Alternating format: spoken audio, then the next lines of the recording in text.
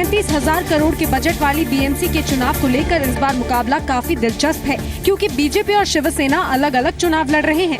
मतदान सुबह 7 बजे से शुरू होगा। बीएमसी चुनाव के लिए कुल 7,297 बूथ हैं, जिनमें से 726 बूथ संवेदनशील हैं, वहीं 159 बूथ अति संवेदनशील हैं। हर बूथ की सीसीटीवी से मॉनिटरिंग की जा रही है।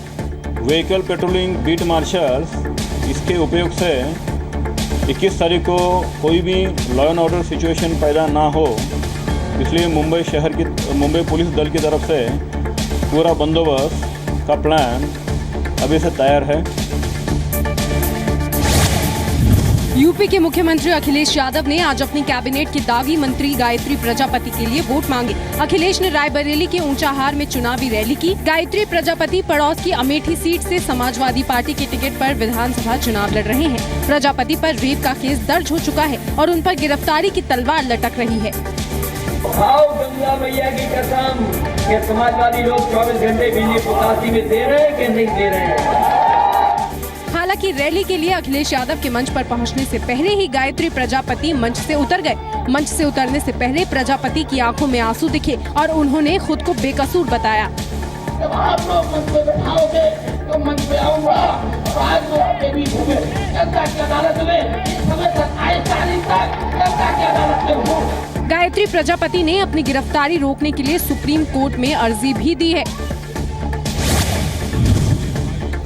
यूपी में चौथे चरण के लिए चुनाव प्रचार तेज हो गया है। आज प्रधानमंत्री नरेंद्र मोदी, सीएम अखिलेश यादव, बीएसपी अध्यक्ष मायावती और कांग्रेस उपाध्यक्ष राहुल गांधी ने यूपी में अलग अलग जगह रैलियां की। पीएम मोदी ने उरई की रैली में बीएसपी को नया नाम दिया। अब वो बहन बहुजन बहन जी बन गया और पूरी पार्टी बहन जी संपत्ति पार्टी बन गई। बीएसपी अध्यक्ष मायावती ने भी पलटवार में देर नहीं लगाई। नरेंद्र का मतलब होता है नेगेटिव, दामोदर दास का मतलब होता है दलित और मोदी का मतलब होता है man. He is negative Dalit man. वहीं अखिलेश यादव ने रायबरेली की रैली में पीएम मोदी पर हमला बोला और इसके लिए उन्होंने अमिताभ बच्चन की आड़ ली। एक गधे का ज्ञापन आता है विज्ञापन। हम तो इस सदी के बड़े महानायक से कहेंगे कि अब आप गुजरात के गधों का प्रचार मत करिए। यूपी चुनाव के चौथे चरण में 23 फरवरी को 12 जिलों की 53 सीटों पर वोटिंग होनी है।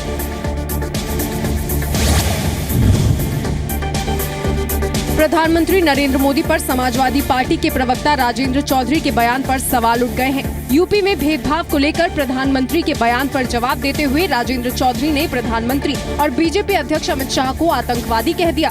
ये दोनों आतंकवादी हैं। नरेंद्र मोदी और अमित शाह दोनों आतंक पैदा कर रहे हैं, लोकतंत्र राजनीतिक वातावरण को प्रदूषित कर रहे हैं दोनों।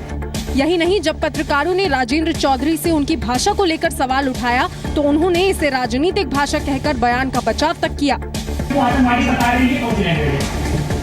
आतंक फैला रहे हैं तो क्या करेंगे? मैंने ये कहा, बिल्कुल मैं रिकॉर्ड पर बोल रहा हूँ ना, तो रिकॉर्ड हो रहा तो मैं देख नहीं रहा क्या?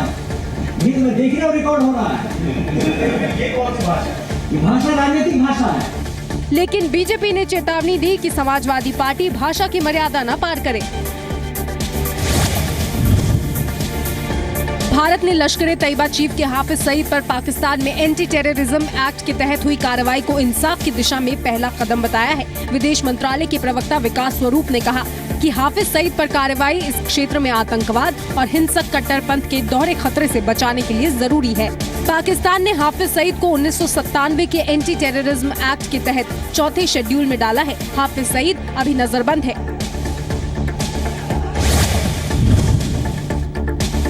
विवादित इस्लामिक प्रचारक जाकिर नाइक की संस्था इस्लामिक रिसर्च फाउंडेशन की फंडिंग की जांच अंडरवर्ल्ड डॉन दाऊद इब्राहिम तक जा पहुंची है। सूत्रों के मुताबिक प्रवर्तन निदेशालय की जांच में पता चला है कि इस्लामिक रिसर्च फाउंडेशन के खाते में अंडरवर्ल्ड डॉन दाऊद इब्राहिम के खास आदमी ने बड़ी रकम ट्रांसफर की थी।